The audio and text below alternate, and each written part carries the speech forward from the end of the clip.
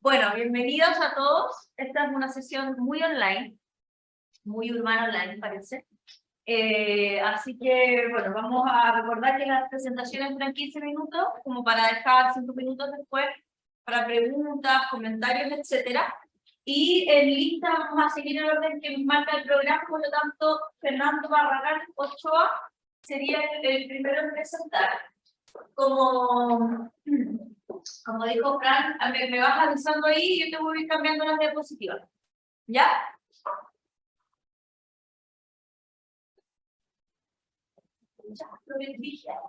Sí, no. De acuerdo. Entonces, Voy a compartir tu pantalla, a menos de que quieras presentarte, decir algo antes, o ya pongo tu PowerPoint. sí, ya podemos ponerle entonces.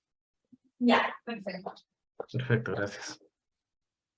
Bueno, inicio, ¿no? Primero qué gusto estar aquí en este espacio para comentar sobre los diversos enfoques que estamos utilizando para hacer investigaciones, para tratar de comprender la dinámica de las redes.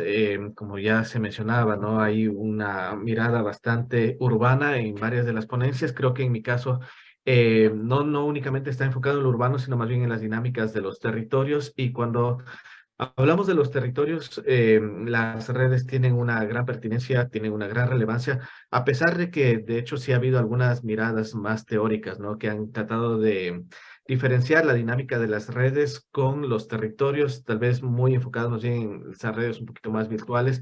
Pero cuando hacemos análisis territoriales profundos nos damos cuenta que hay una gran vinculación. De hecho, para el funcionamiento de los territorios tenemos diversos tipos de redes que están funcionando, unas redes más físicas, unas redes más de intercomunicación, unas redes más de movilidad y en este caso, justamente formando parte de estas últimas redes de movilidad de población, ha sido bastante interesante tratar de comprender esta temática tan importante como es la migración desde esta perspectiva de redes, ¿no?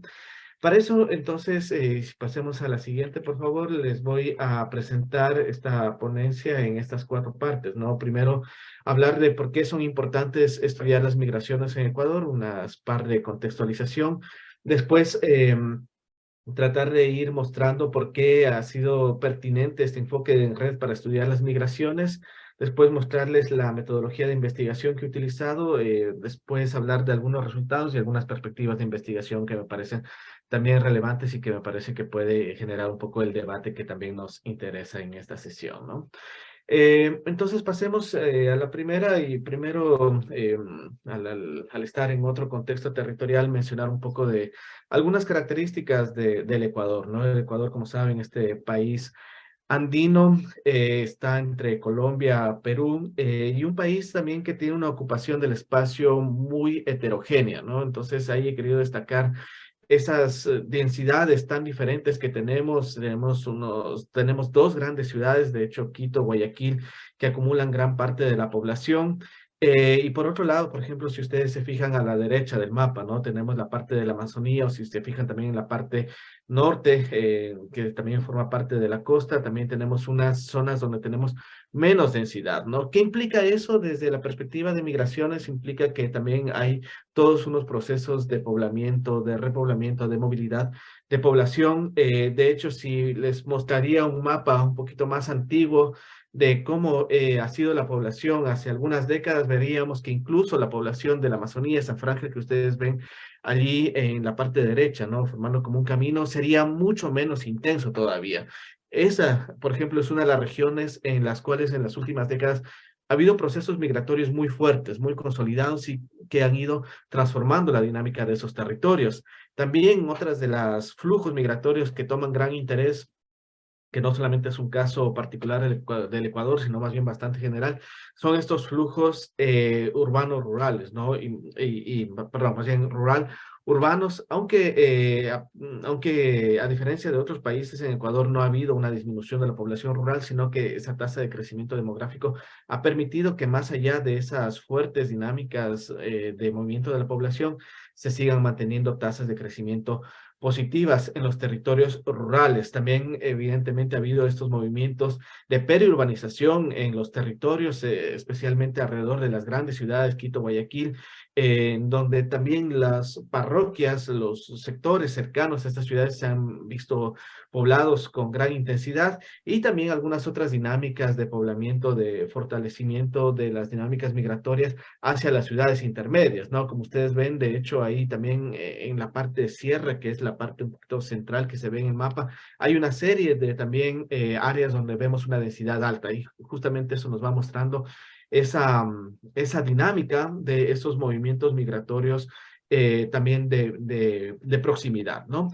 Entonces, todo esto para decir que en Ecuador realmente no podemos comprender el espacio, no podemos comprender el territorio, si no es a partir de hacer unos análisis profundos, unos análisis detallados de los flujos migratorios, ¿no? Y es algo que en la academia ha pasado un poco a segundo plano, porque ha habido también flujos emigratorios importantes que han ido, por ejemplo, a España, que han ido, por ejemplo, a Estados Unidos, y la academia se ha centrado mucho en esos tipos de migraciones y ha dejado un poquito de lado esos flujos internos de migración. Entonces, con esta investigación también he querido ir rescatando, ir brindando esa importancia de esos flujos migratorios internos que han recompuesto, han redinamizado la estructura migratoria en Ecuador, ¿no? Entonces, pasemos por favor a la siguiente, en la cual quiero hablar sobre cuál ha sido este enfoque para estudiar estas migraciones, ¿no? Y como ustedes ven ahí, ya he puesto algo que lo vemos como una red, ¿no? Es decir, tenemos varias unidades administrativas, las UA significan eso, unidades administrativas, y entre esas varias unidades administrativas hay unos flujos de migración, ¿no? Flujos que vienen de un lado, van a otro.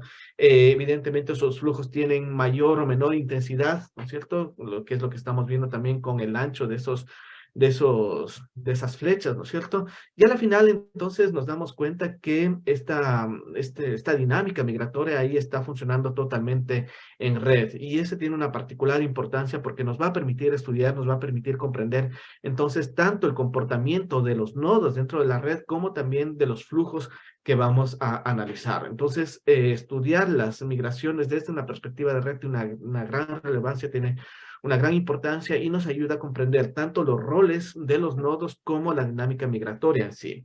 Entonces, para eso, pasemos a la siguiente, por favor. He construido una metodología de investigación que parte, como ustedes ven ahí, de la base de datos del Censo de Población y Vivienda, ¿no? En Ecuador, afortunadamente, tenemos disponibles los bases de datos a nivel de microdatos del censo de 1990, del censo del 2001, del censo del 2010, que es el último censo que tenemos hasta la actualidad. En este momento, de hecho, acaba de finalizar el nuevo censo, que si bien estaba planificado para hace un año, pero por todo el tema de la pandemia no se pudo realizar. Entonces, el próximo año tendremos nuevos datos censales que, bueno, van a formar parte de las perspectivas de investigación que ya voy a hablar más adelante, ¿no? Pero aquí, importante entonces mencionar que de toda la población ecuatoriana, ¿no? Para ese caso, en el caso del 2010, teníamos aproximadamente unos 14 millones de habitantes. Tenemos el dato de dónde nació y dónde ha sido censado en la actualidad. Entonces, nos permite ir construyendo eso que se ha planteado ahí como esa matriz de adyacencia, ¿no? Que nos dice entonces cada una de estas poblaciones, cada una de estas personas, dónde ha nacido y dónde está viviendo. Y eso lo vamos analizando y vamos construyendo unas matrices donde nos dice entonces cuánta población en cada una de estas unidades administrativas ha nacido en ese lugar. De cada una de esas unidades administrativas también se ha movilizado a otras unidades administrativas, ¿no? Utilizo este concepto de unidades administrativas para referirme al nivel más local, más pequeño, al cual podemos acceder a los datos. Y todo esto después lo he analizado en este software Gephi, que seguramente lo han trabajado, uno de los software que me parece más relevantes, importantes para el trabajo de redes. Y en Gephi se han ido obteniendo varios elementos, ¿no? A partir de los diferentes algoritmos que se tienen. Primero se ha hecho un cálculo del comportamiento, ya les voy a decir cuáles han sido los indicadores, pero de el comportamiento de cada uno de los nodos, ¿no? Y una vez que tenemos varios indicadores de ellos, se ha trabajado un análisis de componentes principales para tratar de generar y de identificar cuáles son los elementos claves que nos permiten comprender la dinámica de esos nodos, y eso también lo hemos trabajado con una clasificación ascendente jerárquica, y finalmente también hemos espacializado la modularidad. Ya van ustedes a ver cuál es el aporte de cada uno de estos análisis, ¿no? Entonces, en cuanto a resultados, podemos por favor pasar a la siguiente. Primero mencionar este mapa, ¿no? Que tal vez lo vemos bastante confuso, una articulación de líneas, pero que nos muestra ya nuevamente esta importancia de esa migración, ¿no? De hecho, veíamos que casi el 40% de los ecuatorianos, de la población que vive en Ecuador, ha nacido en una unidad administrativa diferente, ¿no? Entonces vemos que realmente se trata de una red sumamente dinámica, una red que está reconfigurando los territorios al interior del Ecuador, y que es una red también que tiene algunas características que lo vamos a seguir analizando. Pasemos por favor a la siguiente. Entonces, más allá de señalar, ¿no?, esa dinámica de esa red, algo que ha sido interesante es empezar a calcular cuáles son los indicadores de redes para cada una de estas unidades administrativas, ¿no?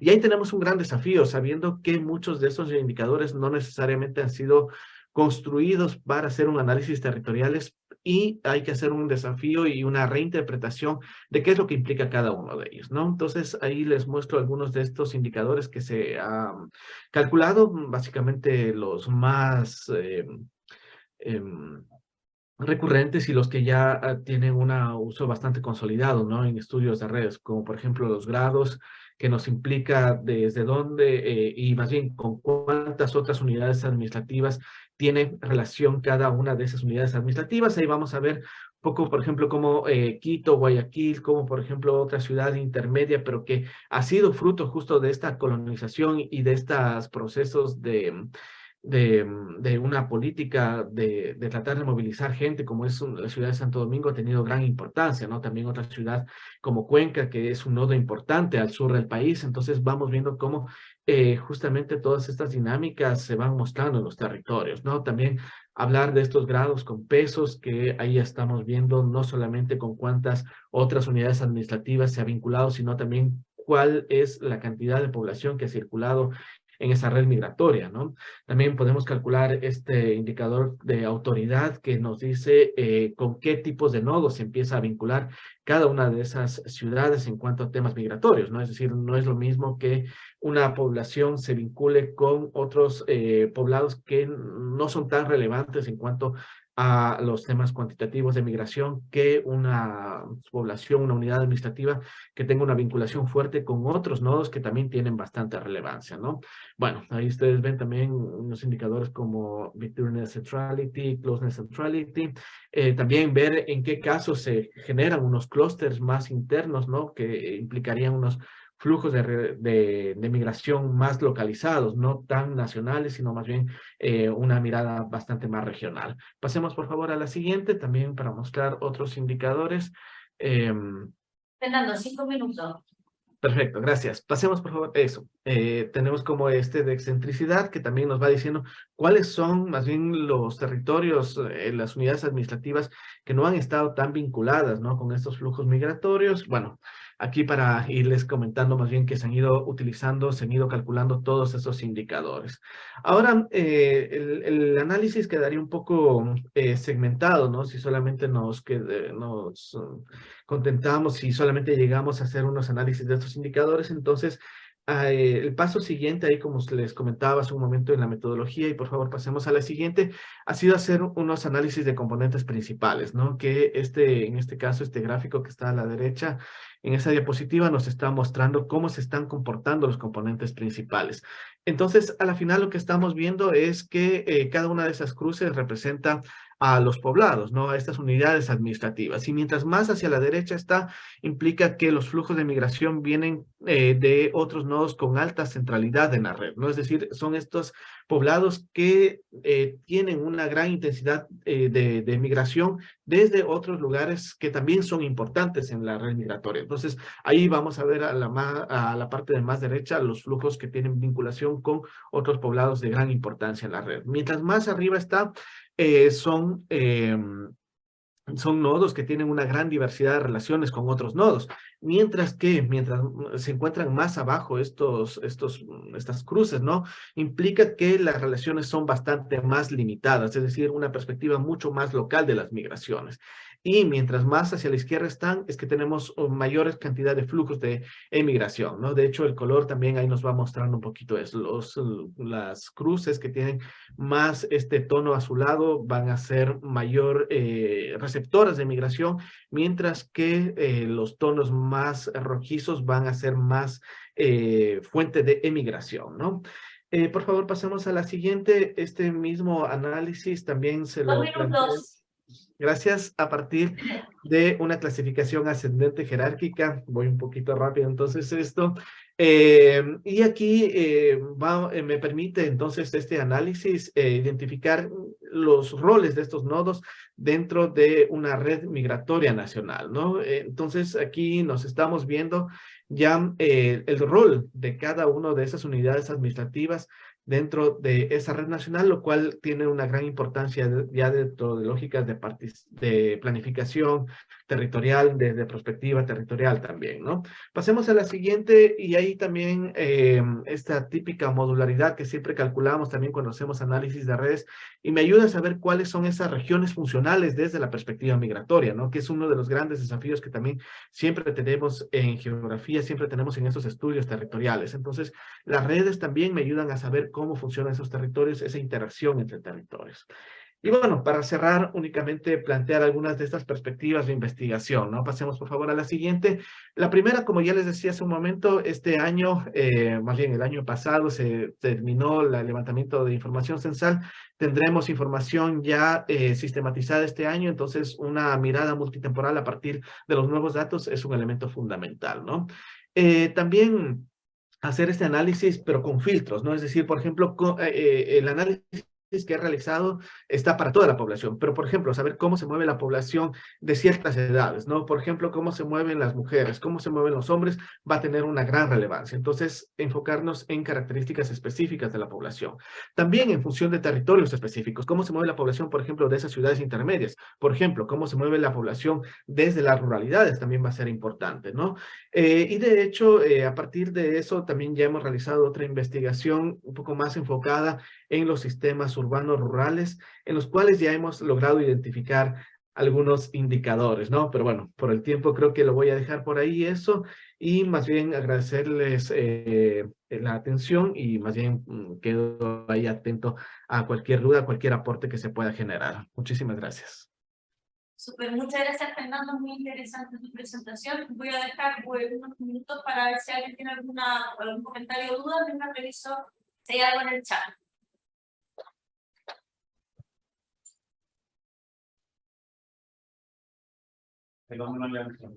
Sí.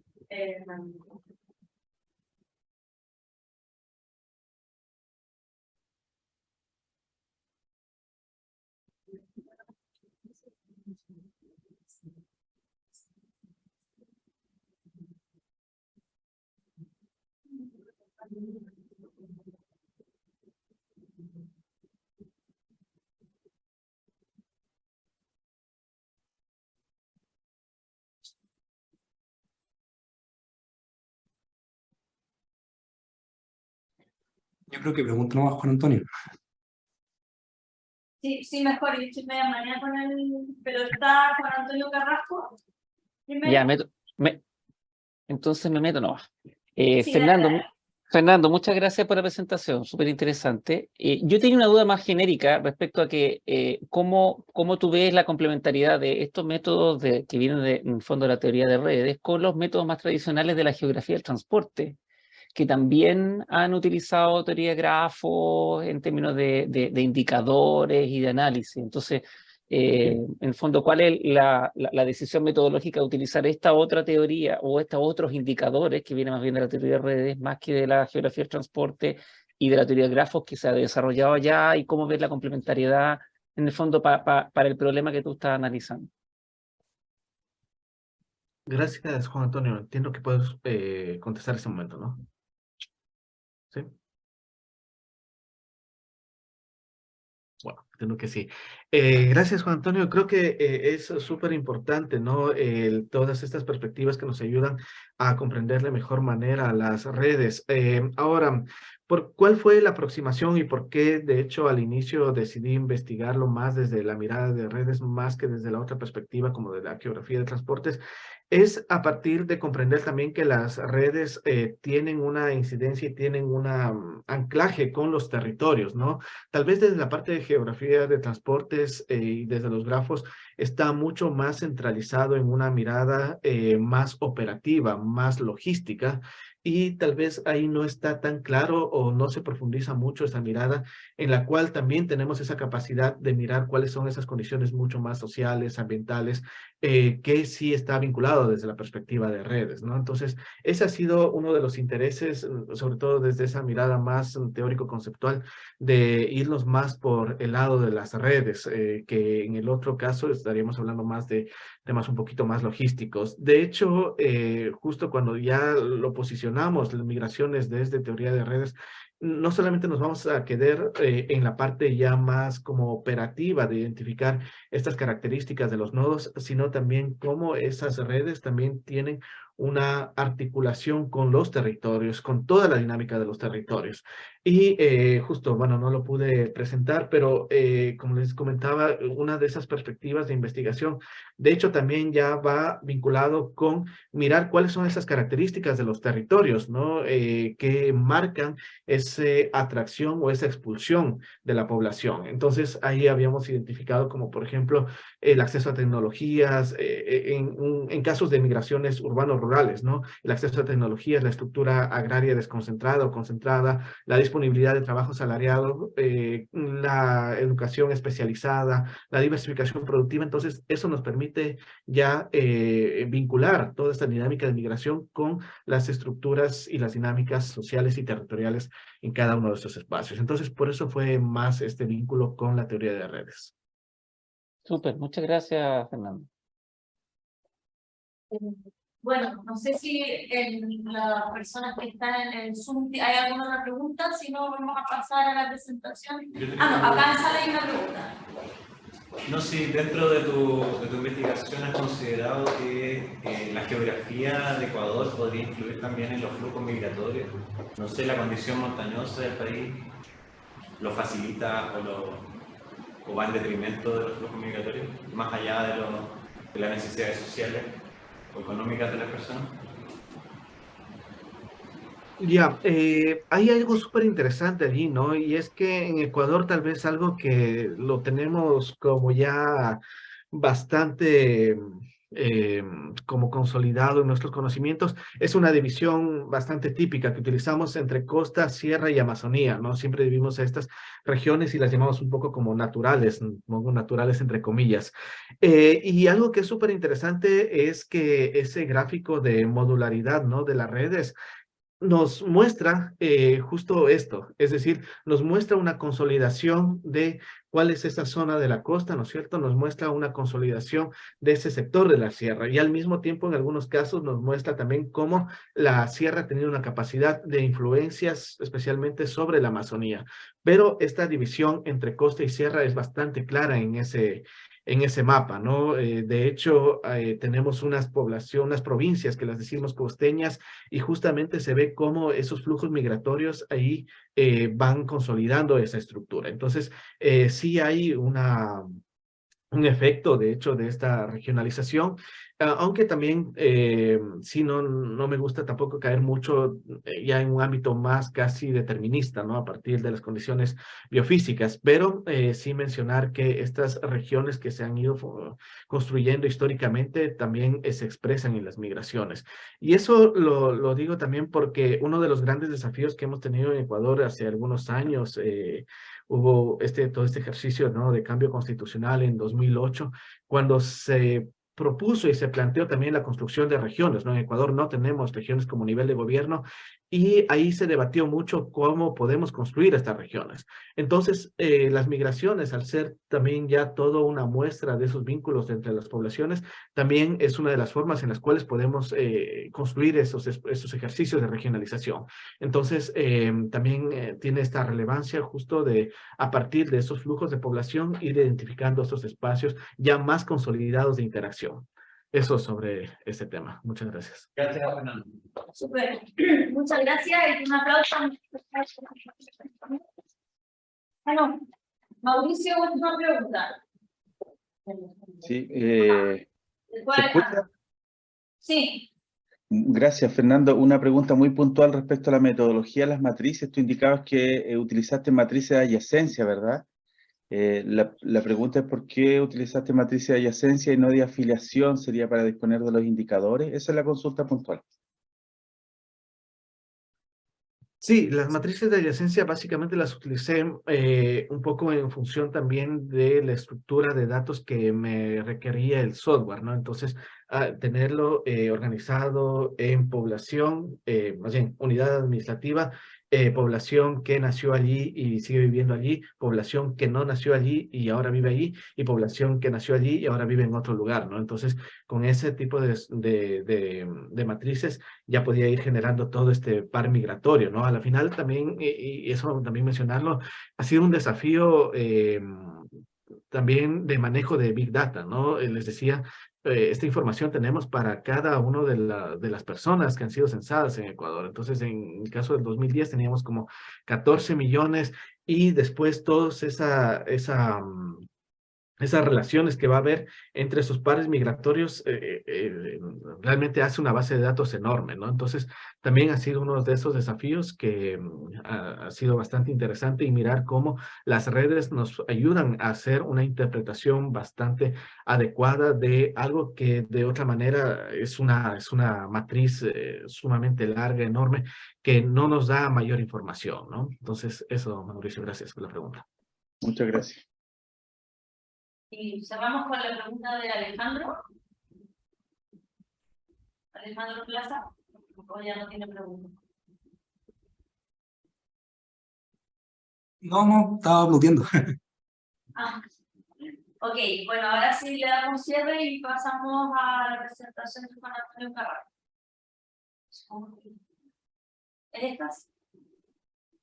Súper, gracias.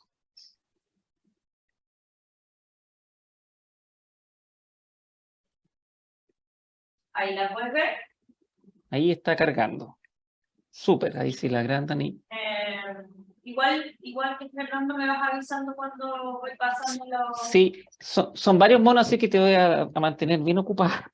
Ya. Ya, bueno, muchas gracias por el espacio acá. También felicitar a las y los organizadores de esta conferencia. Yo llevo más de 15 años trabajando en redes sociales en Chile y es un agrado ver cómo la comunidad ha crecido de manera tan grande y en Chile y Latinoamérica. No sé si puedes agrandar la presentación para que se vea completa. ¿No se ve completo? No, se ve la otra parte.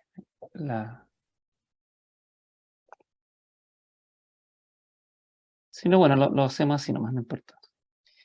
Ya, bueno, yo soy Juan Antonio Carrasco, pertenezco a un departamento de Ingeniería Civil de la Universidad de Concepción y además soy investigador del Centro de Desarrollo Urbano Sustentable. Y ahora no se ve nada, por si acaso. No, sí, disculpa. Estoy probando a ver si no estaba habilitada la No, tranqui, son las maravillas del Zoom. Ahí sí puedes verlo. Súper, muchas gracias. Ya. Bueno, y entonces yo vengo desde la ingeniería, pese a eso me defino que soy una buena persona, pero además yo trabajo en el ámbito del transporte y la movilidad, ese es mi foco. Entonces, si vemos la siguiente diapositiva, por favor, un poco es el marco teórico con el que yo trabajo, la siguiente, por favor. Ahí, en el fondo, yo parto desde abajo, donde están las redes de transporte, y ha habido todo un paradigma asociado a los patrones de actividades. Entonces, de qué manera, de mucha manera, para entender el movimiento de las personas, uno tiene que entender sus actividades. Y entonces la hipótesis es que estas actividades y estos viajes se comprenden en parte importante a partir de las redes sociales. Entonces, esa es la principal motivación por la cual yo me meto en este mundo de las redes sociales. Y lo primero es la recolección de datos. Entonces, es un desafío que comenzamos a trabajar hace más de 15 años en mi doctorado en Canadá, con Barry Wellman y otra gente más. En la siguiente diapositiva, por ejemplo, la idea, está la idea de redes personales. Entonces, ¿de qué manera instrumentos tradicionales de redes personales como el generador de nombres y el interpretador de nombres se les daba una vuelta tal que permitían incorporar la espacialización de las personas, la localización espacial, la frecuencia de interacción? Y en la siguiente diapositiva ahí hay una imagen un poquito más esquemática de cómo esto se hizo en la práctica y se ha hecho, en una suerte de entrevista en donde uno va generando uno a uno las personas en una perspectiva de redes personales que están vinculadas, pero también dónde están y cuál es su frecuencia de interacción. En la siguiente diapositiva hay otra mirada de redes personales, en donde a partir de un calendario, o fondo, un calendario de actividades, uno puede construir la copresencialidad, que es una mirada en donde a partir de en el fondo de la copresencialidad de un diario de uso de tiempo, uno puede construir también redes personales y son cosas que hemos trabajado. En las dos siguientes diapositivas, si les puede pasar rápido, tiene que ver con el contexto territorial. Yo he trabajado primordialmente en Concepción, en distintos barrios de Concepción, aun cuando hay otros datos que hemos trabajado en otras partes del mundo. Lo primero es poder mirar la distribución espacial a distancias, que es lo que se mira en la siguiente diapositiva, en la 8. Ahí uno empieza, por ejemplo, a visualizar dónde están localizadas estas redes personales, cuáles son, quiénes son, y es una cosa que a esta altura de la vida parece ser muy trivial, pero que la verdad es que hace 15 años atrás no era una pregunta tan tradicionalmente hecha en el contexto de la teoría de redes sociales. Y ahí uno empieza a ver otras cosas, como por ejemplo en la siguiente diapositiva, las diferencias entre barrios. Entonces, en términos de la composición de estas redes personales, quiénes son amigos, quiénes son familiares directos, quiénes son vecinos, como por ejemplo la Huita de la Perdiz y Santa Sabina, que son la 1 y la 3, los barrios 1 y 3, que son 4 barrios de allí, que son barrios de ingresos más bajos, como dentro de la teoría urbana más tradicional, uno empieza a mirarla en el contexto chileno también, por ejemplo, en términos de la mayor proporción de familiares inmediatos, pero también en términos de tamaño. Si uno va a la siguiente diapositiva también, uno puede sacar algunas miradas, por ejemplo, en términos de indicadores más tradicionales, y si hacen un clic de nuevo, podemos ver, por ejemplo, diferencias de tamaño, y si sigues avanzando haciendo clics de densidad, de grados medios, como por ejemplo, a diferencia de la literatura más tradicional, no hay grandes diferencias en densidades, por ejemplo, pero sí en tamaño, al medio en términos de la media y de la mediana.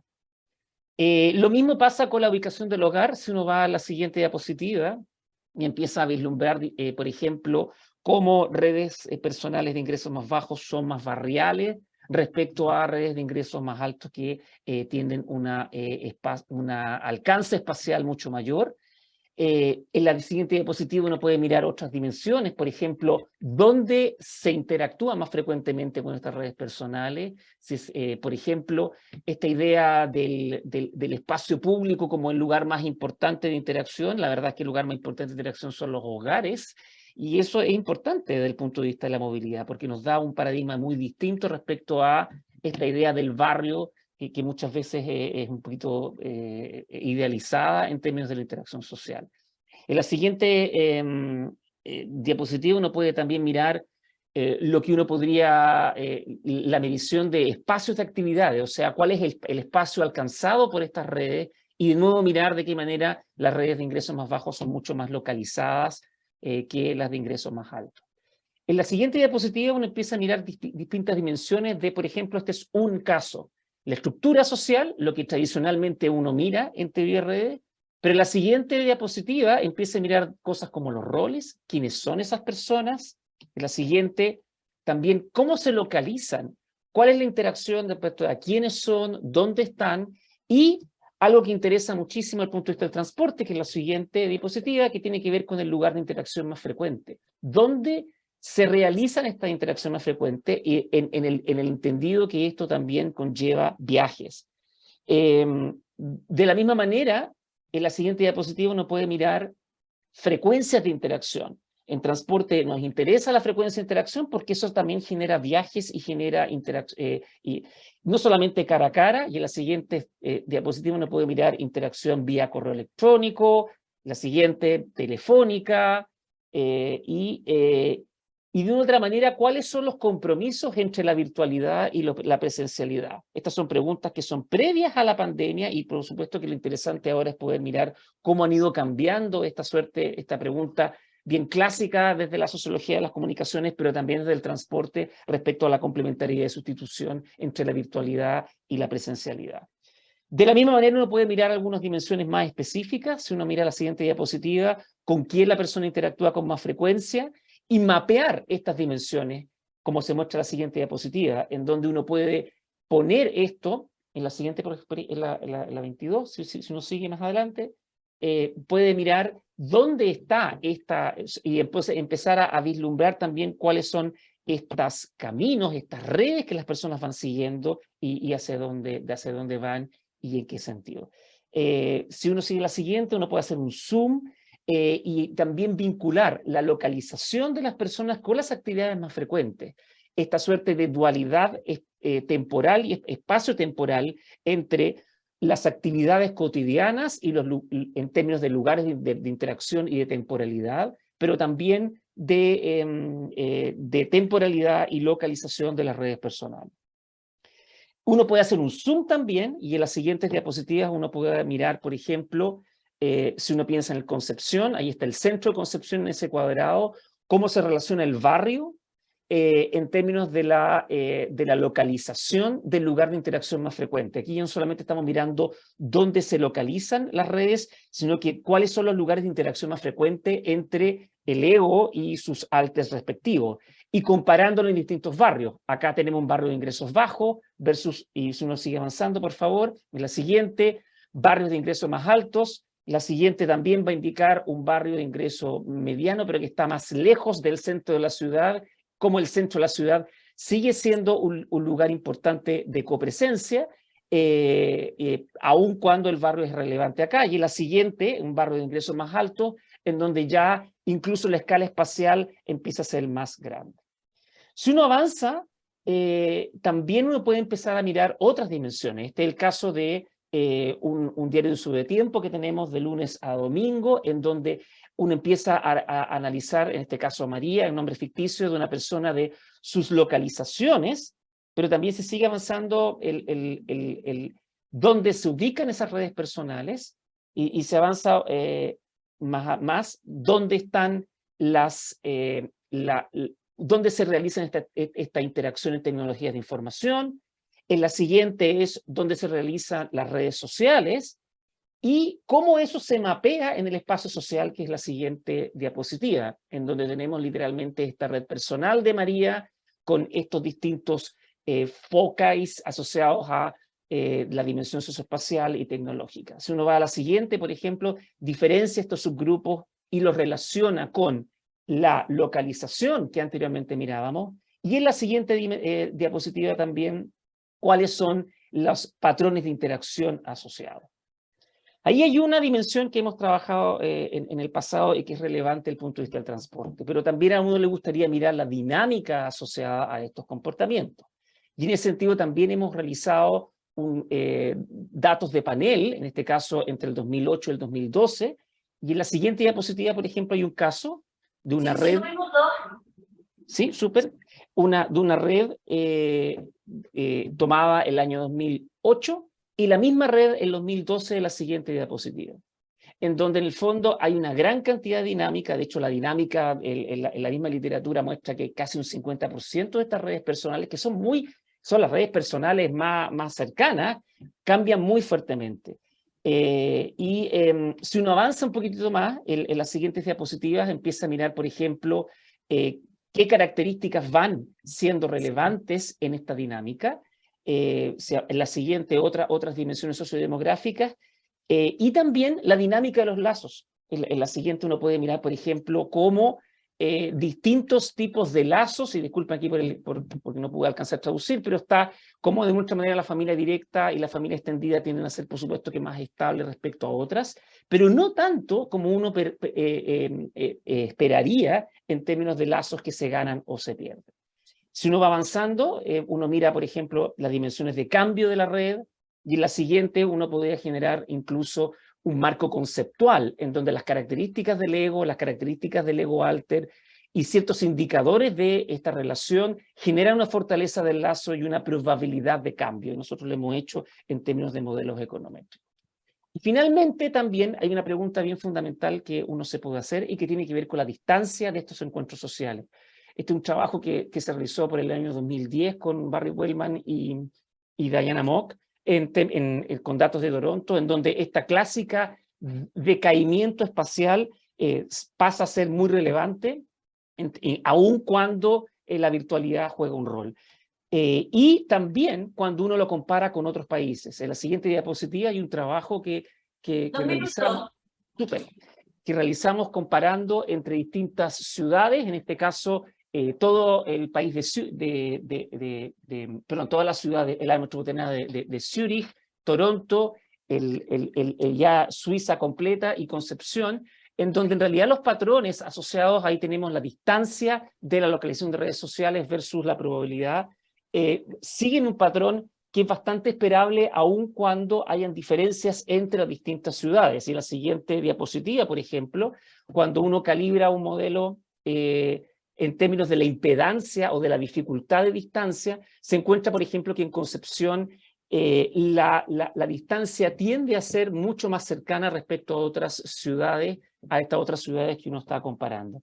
Y finalmente, como una última diapositiva en ese ámbito, es cómo eso también cambia dependiendo de la frecuencia de interacción. Entonces, como por ejemplo tenemos una interacción cara a cara que por supuesto que disminuye dependiendo de la distancia asociada a las personas versus una interacción telefónica que tiene un comportamiento bastante más plano, independiente de la distancia asociada, y un comportamiento en términos de la interacción de Internet, esto es correo electrónico y otras modos de esa naturaleza, en donde esta interacción aumenta dependiendo de la distancia asociada.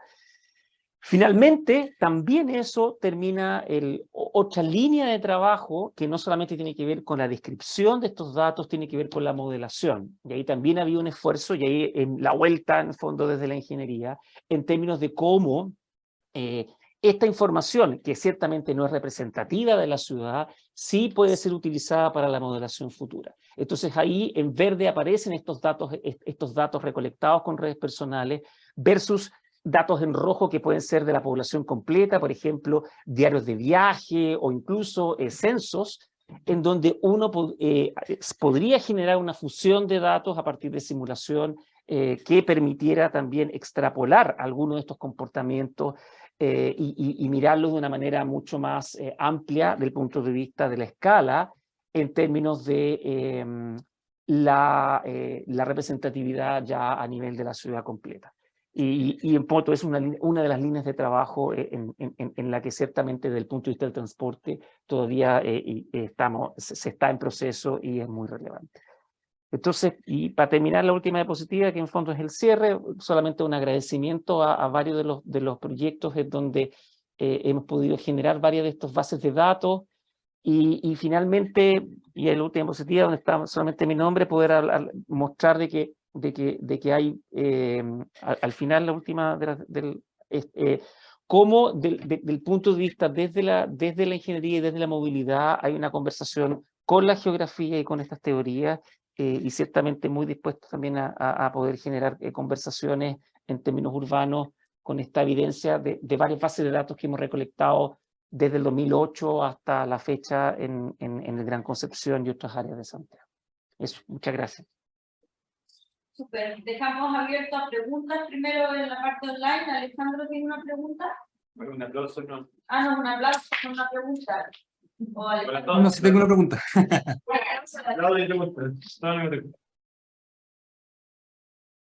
Te escucho. Muchas gracias, Juan Antonio, por tu presentación. Es un montón de informaciones, son hartas preguntas que se me ocurren. Primero, temas más metodológicos sobre cómo trabajan los generadores de nombres, porque hay muchas formas de generar los nombres, si es por confidentes, si es por las personas que te podrían prestar plata equivalente a un mes de sueldo, como distintas redes de apoyo, etcétera. ¿Cómo calibran las distintas formas del generador de nombres? Pensando en amigos, conocidos, etcétera. Y la otra, que ya es una pregunta quizás mucho más concreta, o pensando a propósito de la pandemia y de las cuarentenas, que cuando partió la pandemia del COVID, se habló mucho de esta metodología de las burbujas sociales, y sobre que a partir de las burbujas sociales uno puede elegir una suerte de varias personas, varios amigos, con los que esas personas se pueden como encuarentenar o se pueden contactar. Entonces, mi pregunta es, como también pensándolo también con un enfoque desde la ingeniería, como con sociología, es ¿cómo tú podrías, a partir de estas metodologías, poder pensar tanto metodologías como de burbujas sociales, como tanto el nivel de efectividad de las cuarentenas, pensando en cuarentenas por sector?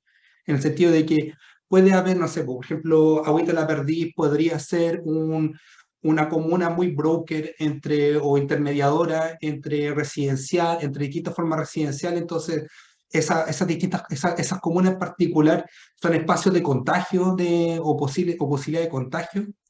Me quedo hasta ahí, creo que, y bueno, muchas gracias por tu presentación. Gracias, Alejandro. Mira, respecto al generador de nombres, la decisión metodológica que hemos tomado en general es utilizar generadores de nombres muy tradicionales. En este caso es primordialmente discuten problemas importantes, mantienen contacto regular o están para usted cuando requiere ayuda. Porque después elicitamos las otras dimensiones espaciales, de roles, etc. Entonces lo que queremos es mirar esta red más, de otra manera, más importante desde el punto de vista de lo emocional y del soporte. Y eso se complementa con otros generadores de nombre asociados, por ejemplo, a capital social. Y de eso también lo hemos preguntado dependiendo de algunas dimensiones de transporte y movilidad.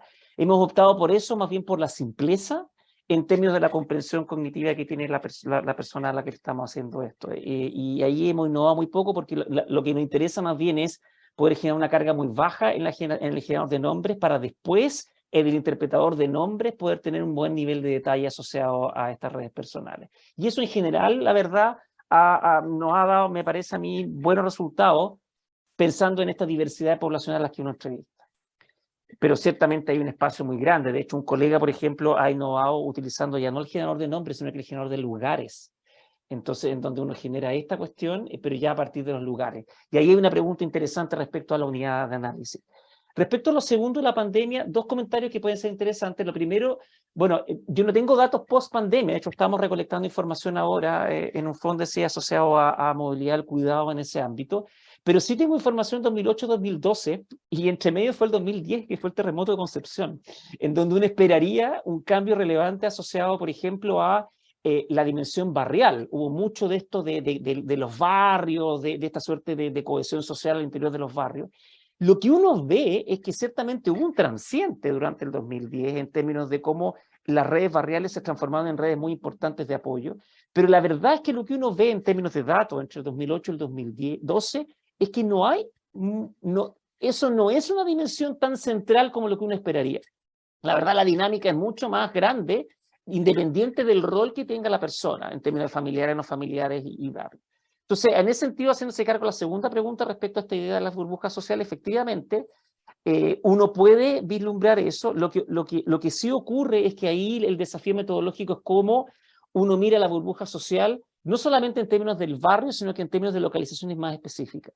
A mí me tocó tener la oportunidad de trabajar con colegas de Entel, precisamente mirando datos anonimizados de telefonía celular para poder ver dinámicas de movilidad durante la pandemia.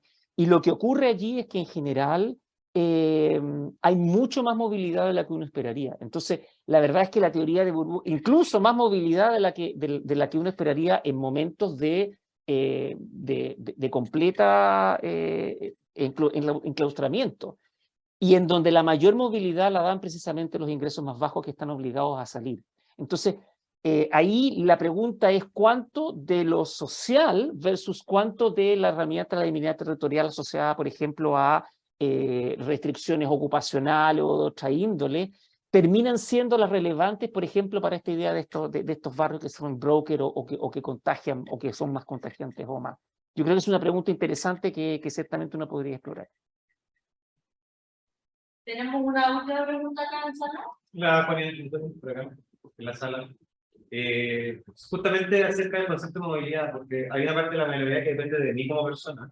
Yo personalmente carezco de problemas de movilidad, no puedo mover sin problemas, pero hay personas que tienen algún problema de movilidad, que tienen dificultades para trasladarse, hay un tercer tipo de personas que ya están completamente en situación de discapacidad y que su movilidad depende del resto, de su red cercana o de su grupo de apoyo.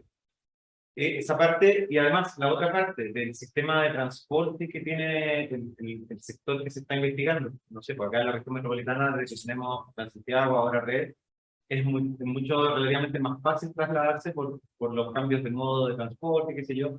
Yo entiendo que allá en Concepción también se hizo algo con el biotren y el resto del transporte urbano. No sé si la movilidad está incluida en la investigación, tanto la movilidad de cada persona en sí misma, de su capacidad para moverse, y la disponibilidad de transporte en la ciudad misma, o en la comuna, o en los lugares. Sí, no, gracias por la pregunta porque abre dos cosas que creo son interesantes. Claro, por una parte, y por eso también el interés de esto vincularlo con el diario de uso de tiempo, de tal manera que uno puede hacer este contraste entre estas redes personales en relación con el diario de uso de tiempo, en donde se ven reflejadas muchas de estas dimensiones que tú mencionas, asociadas al sistema de transporte, asociadas al sistema de actividades, pero también asociadas a las propias restricciones espaciotemporales y físicas y monetarias y de distintas barreras de movilidad, como lo hemos llamado con Paola Girón, por ejemplo, en donde la persona se ve afectada. Pero lo interesante de esta perspectiva de redes, y que desde el punto de vista quizá de la sociología no es tan revolucionaria, pero desde el punto de vista de la mirada del transporte y de la planificación del transporte, sigue siendo bastante revolucionaria, diría yo, es esta mirada de interdependencia, en términos de que precisamente la movilidad no solamente depende de la decisión individual, sino que depende de la interdependencia con otras personas, con las redes personales a las que manejo, con las que yo me vinculo, que me facilitan, pero que también generan ciertas restricciones respecto a cómo me puedo mover. Esa mirada yo creo que es algo que efectivamente es muy prometedor en términos de enriquecer el análisis de la movilidad y que todavía se pierde mucho de vista. Todavía hay una mirada de la planificación del transporte, al menos que yo conozco más, muy individualista, muy de la decisión individual, sin tomar en cuenta necesariamente todas las restricciones que tienen las personas y mucho menos esta idea de la interdependencia de las redes sociales. Y cómo las redes personales van determinando las posibilidades y también las restricciones de movilidad que tienen las personas. Yo creo que ahí hay una línea de trabajo que puede ser muy interesante y muy relevante también incluso para la política urbana y de transporte. Gracias. Bueno, muchas gracias, Juan Antonio. Muchas gracias a ustedes. Vamos a dar paso a Karina. Karina, la rosa. Ah, sí. Era requisito para hacer el... Ah, yo sí. ¿Y tú qué me también? Gracias. ¿Cuál es la esta de arriba?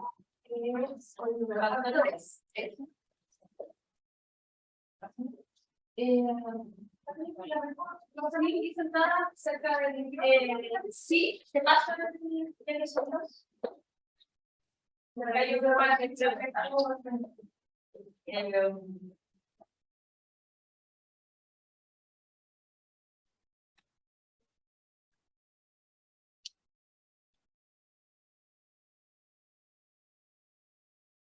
¿me pueden confirmar si se está viendo en el Zoom la presentación?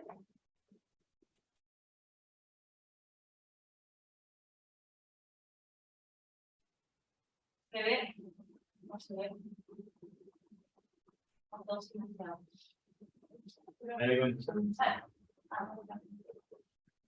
Sí, sí, súper. Ya, estamos entonces para comenzar. Bueno, muchas gracias. Primero presentar al equipo, mi nombre es Karina Arias, también va a estar presentando Karina Retamal, que es una de nuestras compañeras que está lejos de aquí, pero presencial. Este es uno de los trabajos que hemos ido haciendo, hemos ido trabajando en temas de gobernanza regional particularmente, y en este trabajo miramos a la región de los lagos para ver los factores de relacionamiento intermunicipal. ¿Ya? Quizás primero partir que nuestro... El del lado, ¿no? Es para avanzar, ¿no? Algo por eso.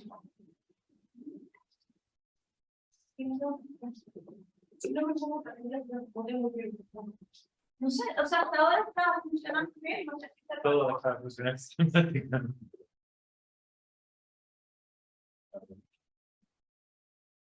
Si quiere que no se vea, puede funcionar bien. Si no necesito ir, pero necesito escuchar. Pero avisa un trabajo, déjame. Solo decir que es un varias carinas. Bueno. El fenómeno a investigar en este caso es lo que se ha denominado como gobernanza, que es un concepto que está fuertemente posicionado como un modelo colaborativo de resolución de problemas en general, pero de problemas públicos para particularmente de lo que nosotros vemos y de provisión de servicios, que se caracteriza por la participación de distintos actores de los distintos niveles de gobierno o de distintos sectores, ya sea públicos o privados. Idea que se ha aceptado fuertemente en el debate sobre las transformaciones del Estado, de un Estado cada vez más pequeño, un Estado que tiene que hacerse cargo de problemas de creciente complejidad y que solicita extracción estatal en entornos cada vez más dinámicos, fragmentados y dinámicos también. Gracias. Ahí sí, a nivel subnacional, a nosotros nos ha interesado trabajar en el concepto de gobernanza regional, principalmente por las importantes tendencias descentralizadoras que se han dado, donde esta gobernanza regional se construye de distintos mecanismos de colaboración entre múltiples jurisdicciones, a distintos también niveles y en este caso, municipios, que es uno de los que nosotros nos interesa, particularmente porque los actores locales y sus interacciones pueden facilitar u obstaculizar el desarrollo regional. Y por lo tanto, cualquier análisis de una gobernanza en un territorio regional va a tener como protagonista a estos municipios. Es importante destacar que una de las cosas que ha sido problemática en el estudio de la gobernanza en general es una brecha que tiene que ver con la operacionalización conceptual, es decir, cómo vamos finalmente a estudiar la gobernanza en la realidad empírica y por lo tanto una manera de solución para nosotros ha sido la aplicación de la perspectiva de redes, particularmente nosotros vamos a aplicar en este trabajo las redes, vamos a estudiar las redes intermunicipales y para esto, bueno, el objetivo de investigación que trabajamos es comprender la formación de redes de gobernanza regional considerando los diferentes mecanismos de colaboración intermunicipal disponibles en la legislación, identificando las tendencias de relacionamiento. ¿Ya? Las tendencias, por eso nuestras preguntas son qué tendencias prevalecen en la formación de redes, particularmente se dan distintas redes con distintos mecanismos de colaboración y queremos saber si existe variación en las formas de relacionamiento. Estas preguntas se sustentan finalmente en un cuerpo teórico que ha sido denominado acción colectiva institucional, que parte de la premisa que los actores pueden formar redes para reducir riesgos y costos de la colaboración. Y que estos tipos de formas de relacionamiento provienen de distintos tipos de capital social. Principalmente se trabaja con la idea de bonding y bridging, entonces nosotros lo hemos traducido esta idea a aglutinamiento y acoplamiento. Y estas formas diferentes de relacionamiento pueden también tener alguna relación con los tipos de mecanismos, entendiendo que los mecanismos pueden ser acuerdos de baja complejidad si son bilaterales específicos, acuerdos de alta complejidad si son multilaterales y que trabajan temas generales. Entonces, esta premisa teórica nos permite trabajar a nivel de hipótesis. Tenemos 3 tipos de hipótesis asociadas a bonding, a breeding y también a esta idea de variación de ellos por mecanismos de colaboración.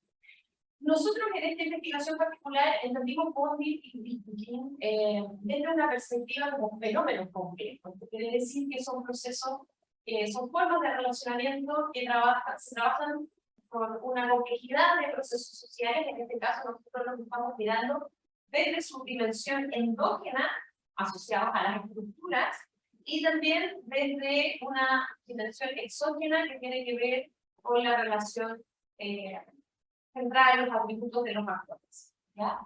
En este caso, la dimensión endógena del aglutinamiento se refiere a la tendencia al agrupamiento transitivo, es decir, lo que implica que los actores finalmente comparten vínculos con los mismos actores. Entonces, este tipo de aglutinamiento nos permite pensar en una estructura de red cerrada y densa, que puede ser atractiva, en este caso para los gobiernos locales, porque genera información, podría generar información redundante, incentivos reputacionales, lo que incrementaría la credibilidad entre los pares y por lo tanto disminuiría los riesgos de algún incumplimiento.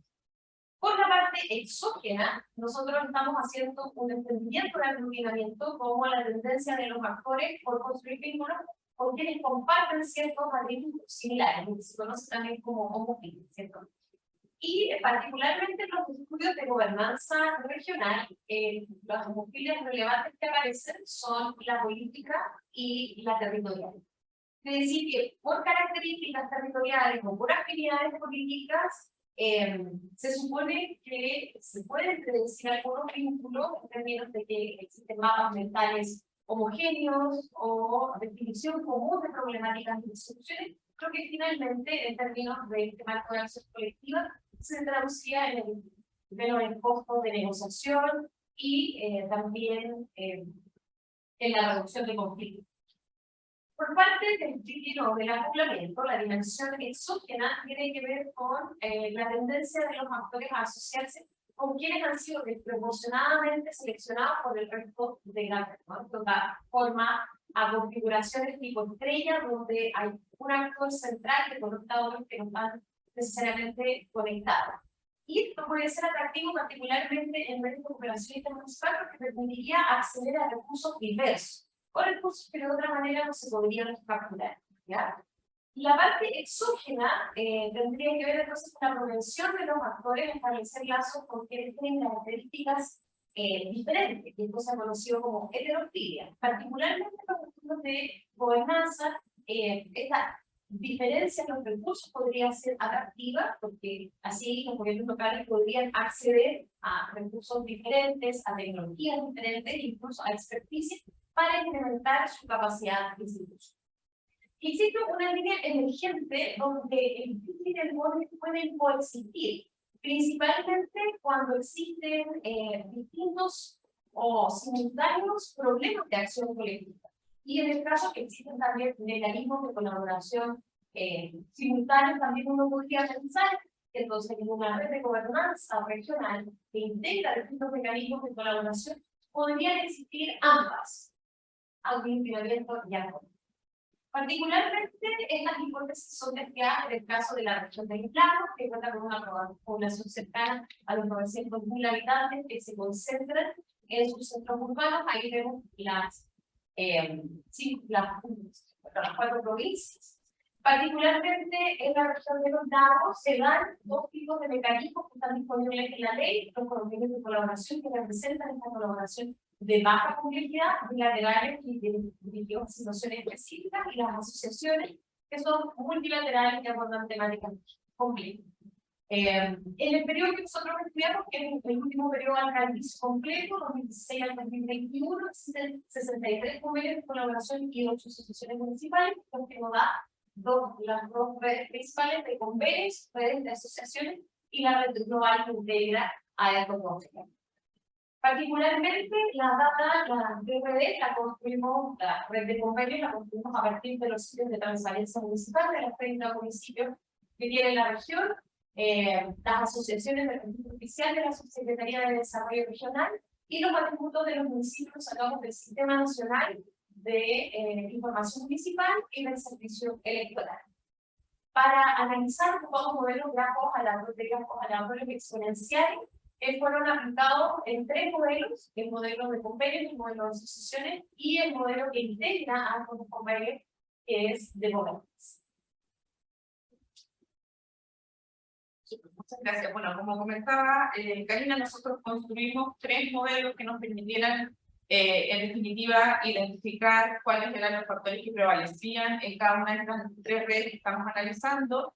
Y para la construcción de esos 3 modelos, nosotros operacionalizamos, digamos, estos verbos de la siguiente forma. En el caso particular de la hipótesis de aglutinamiento asociada entonces al capital social tipo Bondi, hicimos una medición a través de la hipótesis H1A en su dimensión endógena, utilizando el parámetro GWEB que nos permitía en el fondo identificar si es que encontramos la prevalencia de clúster de DRIA dentro de las formas de relacionamiento entre las distintas municipalidades. Asimismo, en esta dimensión endógena de lo que sería, exógena, perdón, de lo que sería el aglutinamiento de la hipótesis H1B, encontramos 2 tipos de homofilia, es decir, de esta tendencia precisamente a poder sostener relaciones con quienes se comparte alguna propiedad, algún atributo en particular en común, y eso lo pudimos medir en el modelo a través del parámetro no de match, y en particular con 2 homofilias, una homofilia geográfica, que en este caso está siendo medida a través de la pertenencia a una misma provincia dentro de la región de los lagos. Y en el caso de la homofilia política se está midiendo con el mismo parámetro, pero midiendo en este caso la pertenencia a una misma coalición política cuando se presentan precisamente a las elecciones, utilizando para ello los datos entonces del servicio electoral. En el caso particular del acoplamiento, su dimensión endógena fue medida para poder identificar la presencia de estructuras tipo estrella con el parámetro GWDP, y en el caso de lo exógeno se midió a través de la heterofilia de recursos con las diferencias absolutas, en este caso dentro del modelo, para 3 tipos de recursos distintos, que son los ingresos propios permanentes de los municipios, el nivel de empleados que existen y el nivel de profesionalización también que tuvieran las distintas municipalidades. Además, adicionamos algunas variables de control, dependiendo de si estas eran continuas o categóricas, se utilizó el parámetro no de factor o no de factor.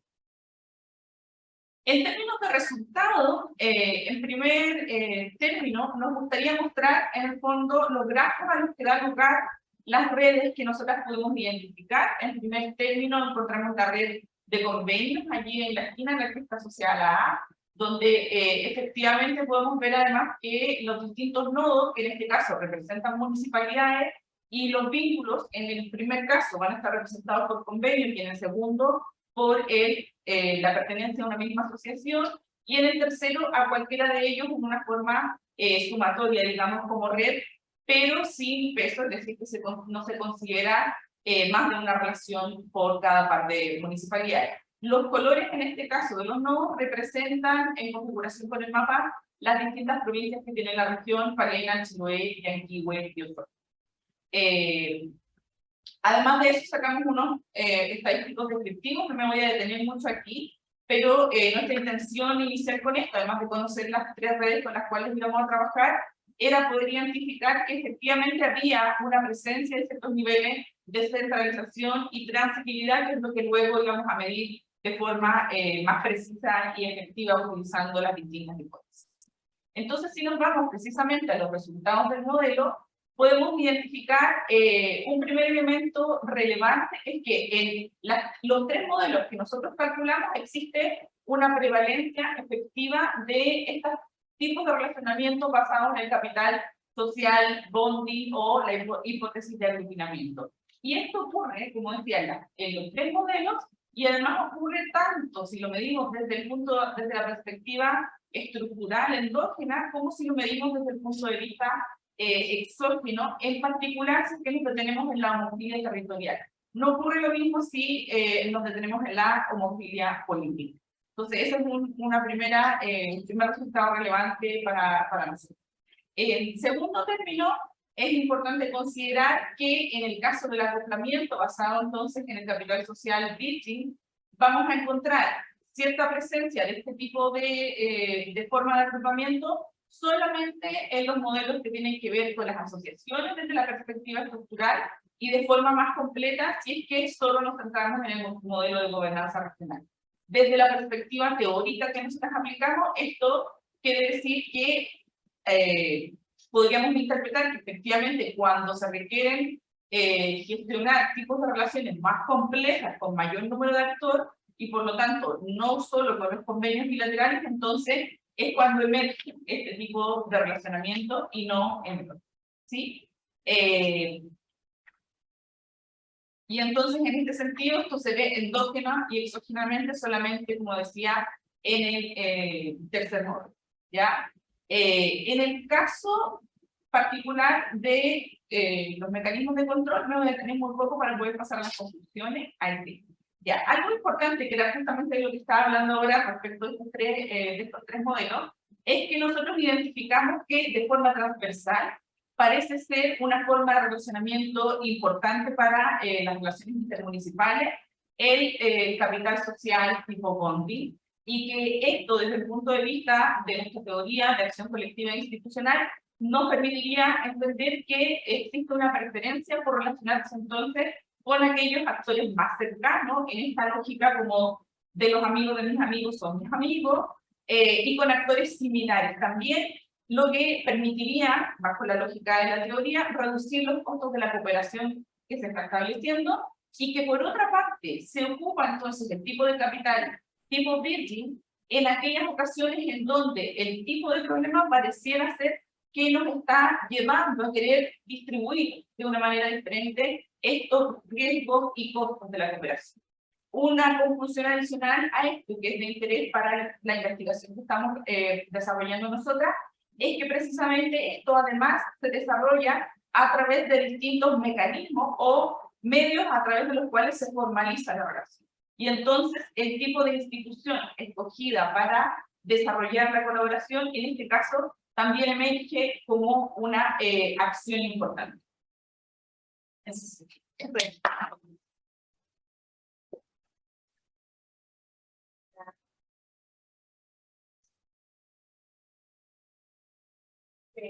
Pues no sé si alguien de la sala tiene una pregunta. Alejandro. Estoy complicado. Podría haber un resultado. Los resultados ahí. Hay varios que se me llaman la atención. Uno es que la estructura de tipo estrella, en el caso de la gobernanza regional, tiene un efecto muy grande, que me parece sospechoso. Yo creo que se está entrando con algo. Ahí es algo que me llama la atención muy rápidamente. Y lo segundo es, y esto lo hemos comentado, es que yo creo que de repente podrían sacarle mejor provecho, no porque más, sino porque creo que podrían entrar más cosas con respecto a la movilidad territorial, porque aquí ustedes están usando un museo, están diciendo si son vecinos, y yo creo que de repente uno puede poner este martillo, por ejemplo, quizá se puede ver la distancia, ahora que vamos a la distancia como Madrid, para ver que la cercanía hace que colaboremos. Yo no podría agregar una segunda matriz, es decir, que por ejemplo, con parte de sectores, nosotros podríamos hablar con la distancia en todo. Quizá ahí se hace más explorado que es un coeficiente, digamos, que es súper significativo, que eso ya es bueno, no sé, quizás se podría encontrar cómo aprovechar más la data que tienen sin perder la información que tienen, sin perder más información. Lo tercero, esta es mi pregunta, es con respecto a la tecnología, porque En este caso, claro, en el caso de convenio es positivo, en la asociación es negativo, y el otro vuelve a ser positivo. Si me preguntan más teórica, ¿y por qué creen ustedes que en algunos casos, independientemente si sea negativo o no, podría estar pasando que en uno positivo y otro negativo? Porque como el valor P podría intentar que es algo arbitrario, ¿no? Uno podría ponerse a mirar estos efectos. Y porque de repente tenemos por todos los casos igual a la botella política también es distinta. ¿Por qué te han pensado realmente por qué podría pasar esa situación? Bueno, particularmente yo creo que la heterofilia de recursos sería positiva en el caso de los convenios. Tiene una lógica, porque de alguna manera, como en una relación bilateral para algo específico, uno pensaría, ¿no?, que va a buscar a alguien que tenga la capacidad que necesita, entonces que sea diferente, tenga un tipo de recurso diferente. Y en el caso de las asociaciones, que son grupos para proyectos específicos y colaborativos, o sea, para varios proyectos, la lógica de las diferencias no es tan relevante, sino también que tengan una visión conjunta. Desde el punto de vista del origen del mecanismo, bueno, para nosotros es la primera vez que exploramos en la división de mecanismos y nos pareció súper interesante entender como la lógica de búsqueda de o beneficios reducidos cortos que en este marco de hoy ven esta diferencia. Y quizás, bueno, nosotros la homofobia política en Chile en general no nos aparece nunca significativa, y en Argentina hay investigadores que también la pescan y tampoco. Entonces nosotros habíamos ido trabajando esta idea de que al parecer las diferencias entre alcaldes desde su coalición política no es algo relevante. Aquí también puede parecer que no es algo relevante, pero sí, en el caso particular parece positivo en lo político y negativo en las asociaciones. Y eso es algo que te agradecemos, porque ahí le vamos a dar hasta te agradecemos. Sí, y en relación con lo que habías mencionado, Alejandro, claro, efectivamente, cuando nosotros vemos los resultados de este artículo, o sea, de este modelo en particular, la dimensión territorial y la forma en que la estamos midiendo, por supuesto que nos lleva a hacernos preguntas, sobre todo porque en este caso fue medido a través de provincias, y en el fondo, detrás de una provincia está la dimensión geográfica, por supuesto que va a ser una homofilia geográfica en ese sentido, pero también es una institución que existe. Entonces, desde el punto de vista incluso más de la politología o de la administración pública, se vuelve relevante entender que allí ocurre una institución que probablemente es coordinadora, como un nivel intermedio entre lo regional y lo municipal, y por lo tanto es también otra cosa que con nuevos marcos teóricos sí que hemos estado pensando más en esto como de la institución que está detrás de la cooperación entre dos nodos, que en este caso son municipios. Súper. Tenemos otra pregunta acá en la sala. No, mi pregunta es más bien filosófica, ¿no? Tiene que ver con el proceso de cooperación, cómo la cooperación debería provocar una colaboración y ambas partes deberían enriquecerse de ese proceso. Cuando yo leo los riesgos, es que acaso en una cooperación podrían provocarse alguna traba que en realidad provocaría el perjuicio de ambas partes, y cuáles serían esas circunstancias, porque personalmente no las veo, quizás es un seco personal, que yo asumo que siempre que hay cooperación habría colaboración y quizás no.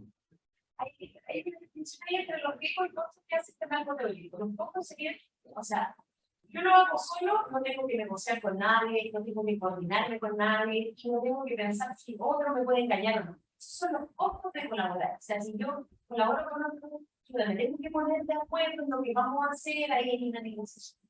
Y eso implica tiempo y etc. Ahora, aparejado de eso hay algo mucho más complejo, que son los riesgos, que tienen que ver también donde pueden existir más costos. Por ejemplo, hay un riesgo de que si yo me paso mucho tiempo negociando, al final no voy a hacer nada. Se le llama el riesgo de la inacción. Finalmente no resuelves el problema por estar colaborando.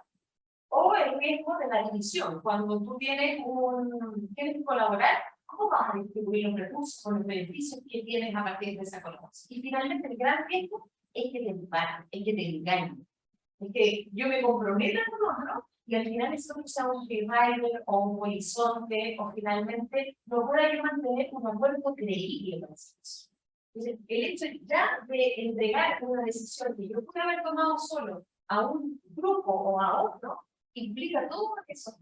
Claro, si mis recursos son limitados, los recursos de la contraparte también son igualmente limitados. Al combinar los recursos, evidentemente generaría una base de recursos mucho más amplia, y en ese sentido quizás eliminaría el asunto del aprovechamiento y se generaría un círculo más virtuoso de que ambas partes necesariamente sienten que sin colaborar el resultado es peor. Entonces la confiabilidad de la relación de cooperación haría que la colaboración sea más probable.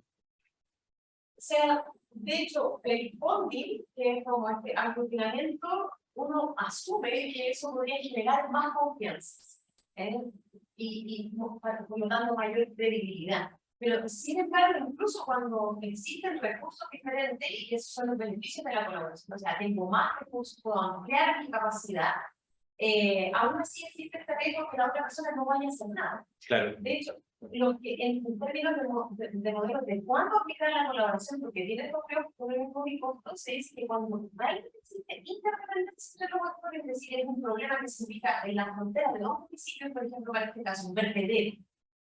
Que si yo limpio todo mi parte de mi comuna y el otro sigue tirando basura, o sea, no voy a resolver el problema. Entonces, en caso cuando la interdependencia es más aguda, se hace mucho más fácil colaborar, porque es como súper de acuerdo que si uno no lo hace, el problema no se resuelve. Al menos debería. Al menos debería. Claro. Exacto. Yo al menos hasta... De hecho, con recursos comunes, como hay una asociación de la Guayaquil, en donde efectivamente de hecho se da interprovincialmente una relación que es un poco inevitable en ese sentido, porque todos rodean la misma cuenca. Claro, depende de la cercanía que está del punto de interdependencia. En mi caso particular, no tan margen, ya casi anecdótica, yo vivía en el límite entre la comuna de Providencia y Recoleta, ahí en el barrio Villay.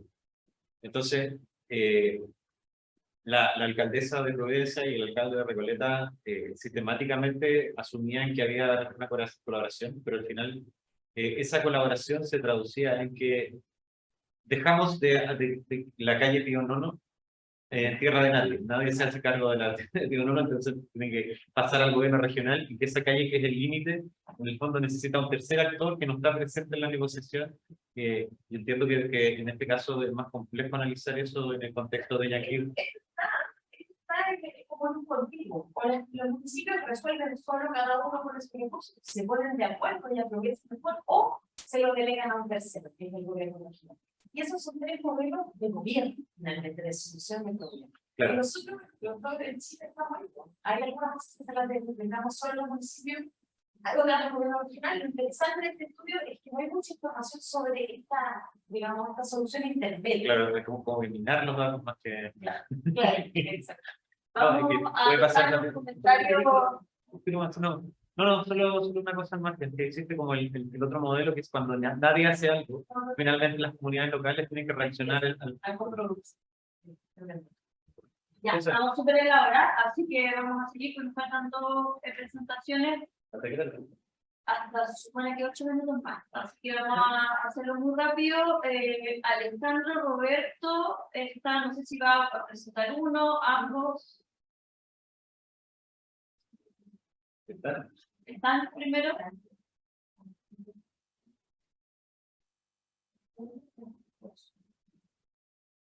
Alejandro, te veo ahí.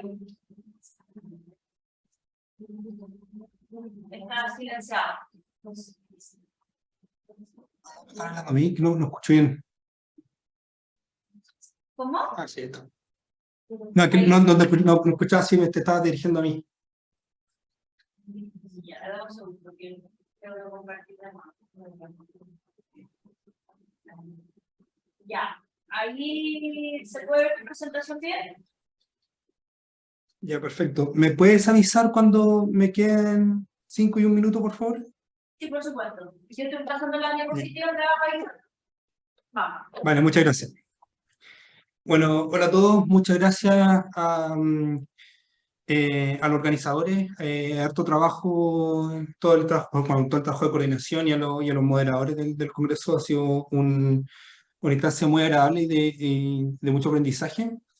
La investigación que les voy a presentar corresponde a un estudio preliminar, que es lo que pretendo que sea el primer artículo de mi tesis de doctorado, que lo estoy realizando junto, bueno, lo estoy haciendo en el marco de mi doctorado en la Universidad de Humboldt, en conjunto con Roberto Cantillán, que está haciendo su doctorado en la Universidad Católica. Bueno, se llama Alguien con quien hablar en el barrio, factores contextuales e individuales que explican la formación de lazos vecinales en Chile. Siguiente, por favor. Vamos a ir directo a la pregunta de investigación. El marco general que nos planteamos es por qué algunas personas incluyen a sus vecinos en su red de confianza. Aquí nos valemos dentro del mismo marco teórico, el mismo marco de análisis que presentaba anteriormente Juan Antonio, en base a particularmente al análisis de egoredes. A partir del análisis de cómo funcionan los vecindarios y cómo funcionan las redes de confianza, particularmente dentro de los vecindarios, tenemos la siguiente pregunta específica. ¿Cuáles son las características de las redes de confianza dentro de un vecindario? ¿Cómo influyen las características sociodemográficas y de asociatividad que tienen los individuos en la probabilidad de tener confidentes? ¿Y cómo influyen las características composicionales a nivel territorial en la probabilidad de reportar vecinos dentro de la red de confianza? Siguiente, por favor. Solo algunos elementos generales, que esto como bastante antecedentes de esto ya lo presentó Juan Antonio, pero principalmente esto se ancla dentro de la perspectiva de los focos sociales, que son aquellos espacios donde la interacción y la probabilidad de contacto es más común, que puede ser la comuna, el vecindario, los grupos sociales, dentro de, bueno, y dentro de la misma familia. Y bueno, siguiente, por favor, voy a sentarme. Durante la década de los 90 se desarrollaron muchas investigaciones, particularmente de Wellman, que fue citada antes, sobre las condicionantes en términos de geografía para generar lazos. Por un lado, entender los barrios como espacios de estructura de oportunidades, es decir, como la probabilidad de encontrarnos con alguien diverso o alguien distinto a nosotros, o la probabilidad de encontrarnos con distintas personas dentro del espacio más inmediato. En eso podemos entender una dimensión de una interacción local, que a partir del vecindario y un lugar de trabajo, que son, digamos, los clásicos espacios focales, y particularmente durante los últimos años, bueno, y la última década de investigación, que es particularmente cómo se generan las relaciones junto con los vecinos. Siguiente, por favor. Vamos a ir a una parte de contexto. Bueno, acá lo que queríamos resaltar con estos antecedentes es que fuera de algún principio, digamos, de cierto sentido común, cuando uno se empieza a integrar dentro de estas investigaciones, es que los lazos fuertes, uno tiende a pensar de que la sociabilidad barrial o la densidad de las redes dentro de los vecindarios tiene una relación con nivel socioeconómico, y particularmente en aquellos lugares donde los sectores populares, claro, en aquellos barrios de vecindarios populares, la sociabilidad barrial o la densidad de la red es mucho más fuerte. Distintas investigaciones, particularmente en los 90 de Vicente Espinosa, muestran de que producto después del régimen militar, las familias se retrotrayeron, particularmente dentro del círculo cercano, digamos, particularmente las familias, el hogar, excluyendo o no participando tan activamente dentro del espacio comunitario. Y a la vez, en los últimos años, particularmente esta investigación de Ibarra muestra de que en aquellos barrios de vivienda social predomina un tipo de vínculo generalmente más instrumental, asociado a la necesidad de asociatividad para la formulación para la postulación o formulación dentro de licitaciones públicas o concursos, básicamente de tener beneficios de parte de localidades del Estado, pero no necesariamente es un vínculo de confianza. Así, posteriormente hay investigaciones de María Luisa Méndez, entre otros colegas, que ellos también establecen que la cohesión barrial puede entenderse como un privilegio de clase social. Siguiente, por favor. Cada la hipótesis, muy asociado con lo anterior, nosotros proponemos primero una primera hipótesis sobre vecinos. Aquí en estos rectángulos que pueden ver a continuación, podemos entender como, digamos, los rectángulos, uno podría ser el vecindario o la comuna, y los círculos tendría que ser el hogar. Y lo que nosotros proponemos es que en aquellos lugares de estatus más bajo, las relaciones tienden a ser mucho aquellas personas de estatus social bajo tienden no a tener muchos lazos vecinales en contraposición de personas con estatus social más alto. Es decir, y aquí lo operacionalizamos como a mayor nivel educativo, mayor será la probabilidad de incluir vecinos en la red personal. Siguiente, por favor. Por otro lado, tenemos una hipótesis del valor de la diversidad, particularmente si pensamos en la red cercana, que es nuestro foco de análisis. Si pensamos también en traer esta diferenciación entre red cercana, red lejana, o lazos fuertes y lazos débiles, si pensamos que la heterogeneidad de los lazos débiles facilitaría la movilidad de las personas, y por lo mismo no sería menos probable tener relaciones de vecinos en la medida de que dentro de los vecindarios se mantienen recursos redundantes. Entonces ahí generamos la siguiente hipótesis, que es: las personas con mayor diversidad de las redes extensas no necesariamente recurrirían a su espacio inmediato en el barrio, por lo que la diversidad disminuiría la probabilidad de incluir vecinos en la red personal. Siguiente, por favor. Por otro lado, tenemos una hipótesis sobre asociatividad, lo importante que son las organizaciones sociales en el fomento y en el desarrollo de la cohesión barrial.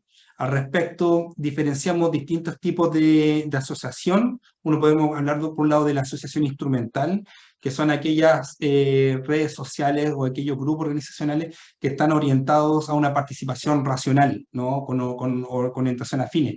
Clásicos de estos son los sindicatos, organizaciones profesionales y partidos políticos. Pero por otro lado también podemos entender que existe un cierto tipo de participación expresiva que está asociado a la generación de generar un valor, ¿no? Como un propósito estético, religioso, etc.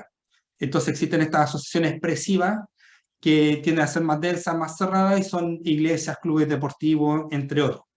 Entonces, a partir de, digamos, cierta caracterización de cómo operarían las organizaciones sociales, nosotros tenderíamos a pensar de que las asociaciones expresivas, digamos, son digamos, ir a la iglesia, clubes deportivos, son aspectos que generalmente a las personas los conectan más a su territorio, digamos, a su zona, a su vecindario o a su territorio más inmediato. Y entonces, por ende, tendría de aumentar la relación, o sea, debería aumentar la probabilidad de tener vecinos en el barrio, en este espacio en común.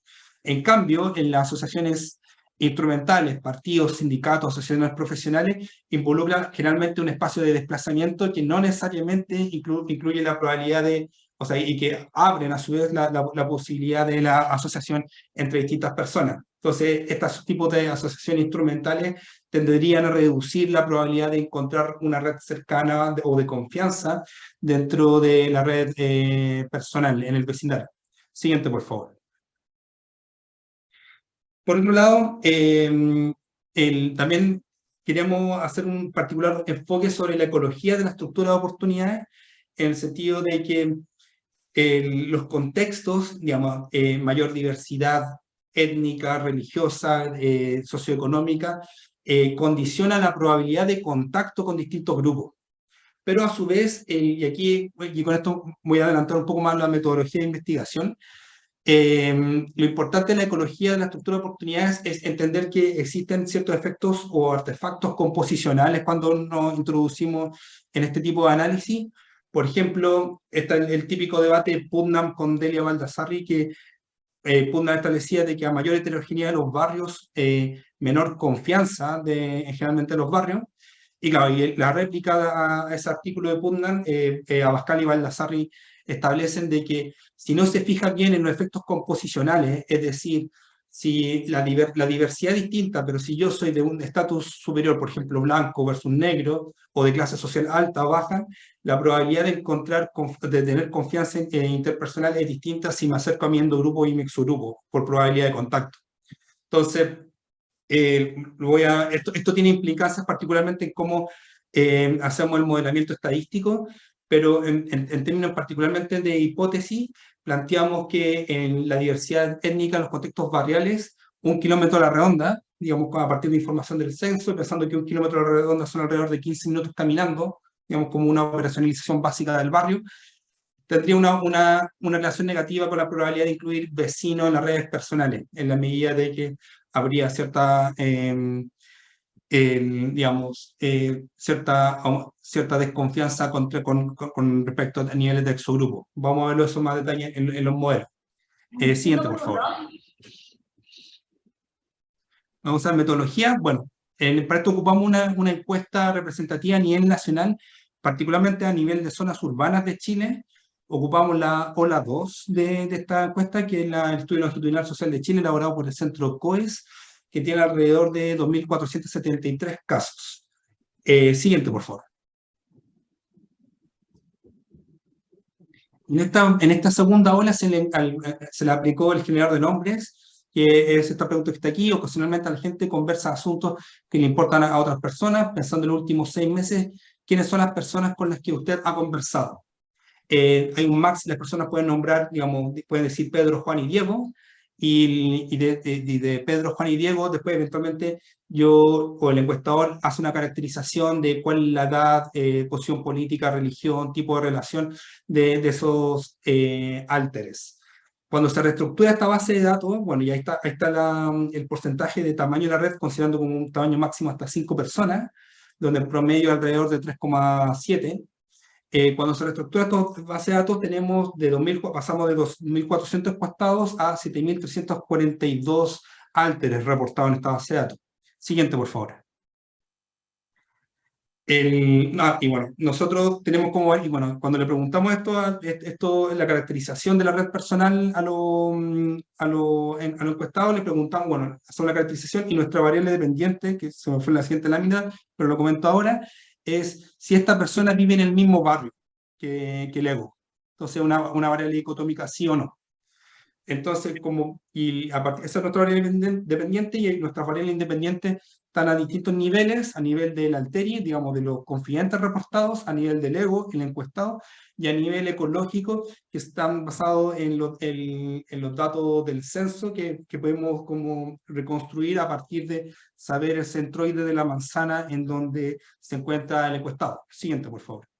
2 minutos. Bueno, esta es una estimación en un modelo, yo tengo 13 minutos, pero bueno.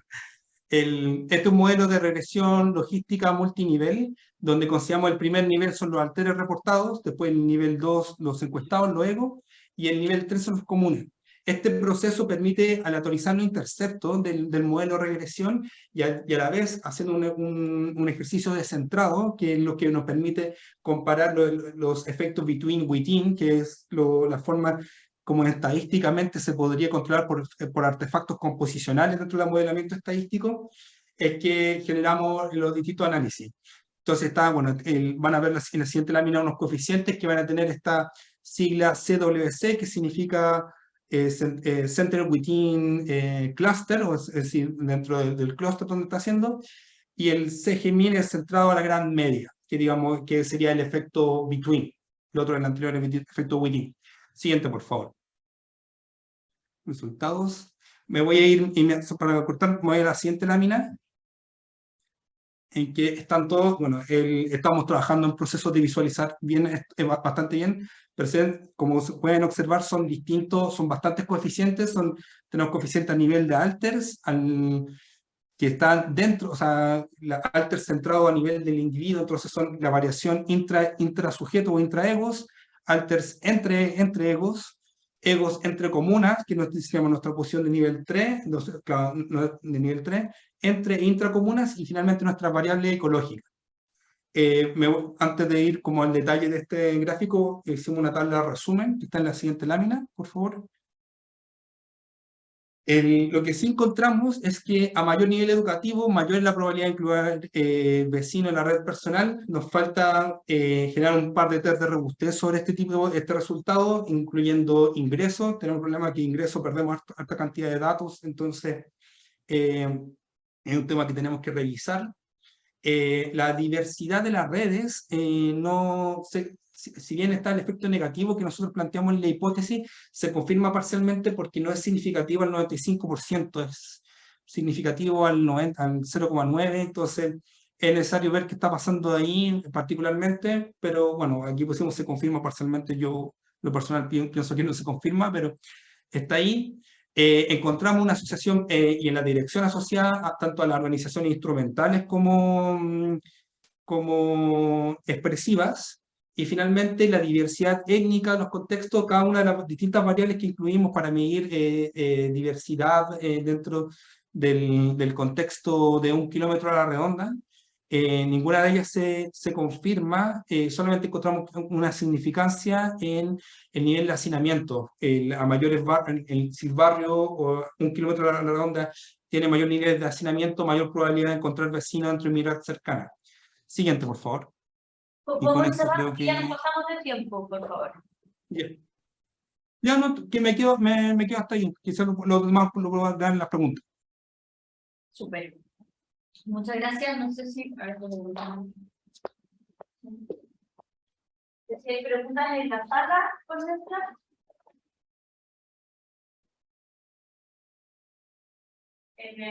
O en el chat. Un poco. ¿Algún comentario de cierre? Sí, yo quería preguntar respecto a eso del video anterior entre vecinos.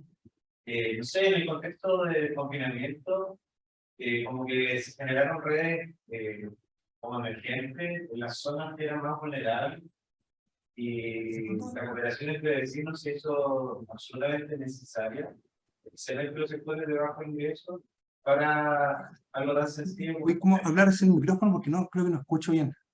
Estás al otro lado del micrófono. Te acercas al micrófono y te sacas la mascarilla. Sí.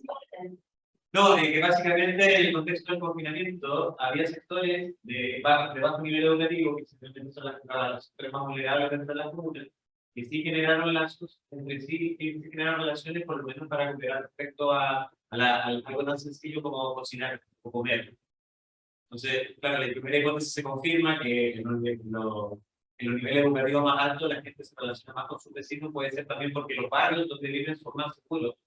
Respecto al vecino del lado, el barrio menos seguro, que tiene menos nivel de educación que yo, y podría ser un traficante. No sé.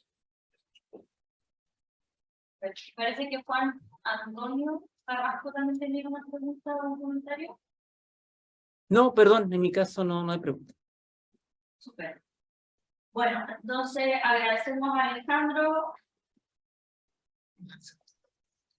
Y rápidamente voy a dar paso a mi presentación, que la voy a hacer en tiempo flash, para que no vayamos a almorzar.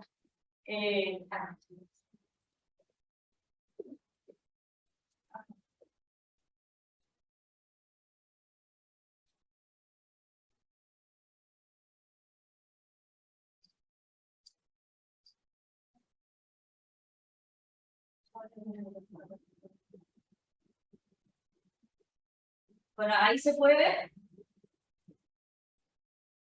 ¿Alguien que me diga si sí o si no? El chat o... Ya, súper. Gracias, Roberto. Bueno, es la hermana rara de esta mesa, porque tiene que ver con ruralidad. Es un trabajo que se hizo a partir de un fondo, es decir, la información se levantó en 2012 y en realidad la red fue como un anexo de este estudio, son solamente 20 redes y bueno, como para contextualizar el estudio, quisiera mostrarles las comunas que se estudiaron, que fueron las comunas rurales más aisladas de la región metropolitana y dentro de la región de Aysén, las comunas rurales más aisladas con conexión a internet, porque precisamente se pensaba y se quería comparar el capital social en función del acceso a internet, y yo específicamente estudié en este caso cómo la percepción de aislamiento geográfico disminuye con el acceso a internet de las personas. Anexo a esto, como digo, como que es una de las otras partes que se hizo en esta investigación, está el tema de cómo caracterizar el capital social a través de las redes entre habitantes rurales aislados, Y como para que consideremos la densidad poblacional, están acá arriba, hay comunas realmente muy aisladas y otras no tanto. Y eso yo creo que tiene algunos efectos que después se pueden ver.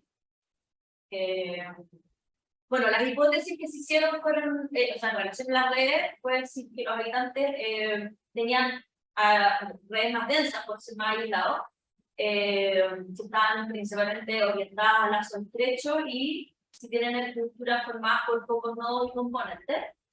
Por otro lado, estas redes, sectores aislados muestran diferencias según rangos de edad, siendo los más viejos que tienen menos nodos y bueno, los más jóvenes obviamente con más nodos, y por otro lado, si es que estas redes difieren según su nivel de aislamiento.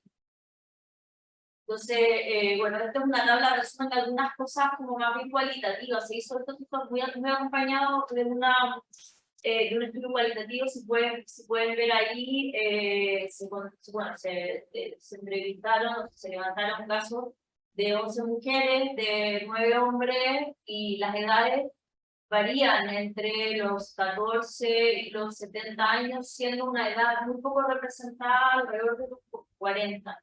Hay solamente una persona que tiene 40 años. Ahí se podría pensar que tiene ciertas consecuencias esto. En general, no muy alto nivel de educación y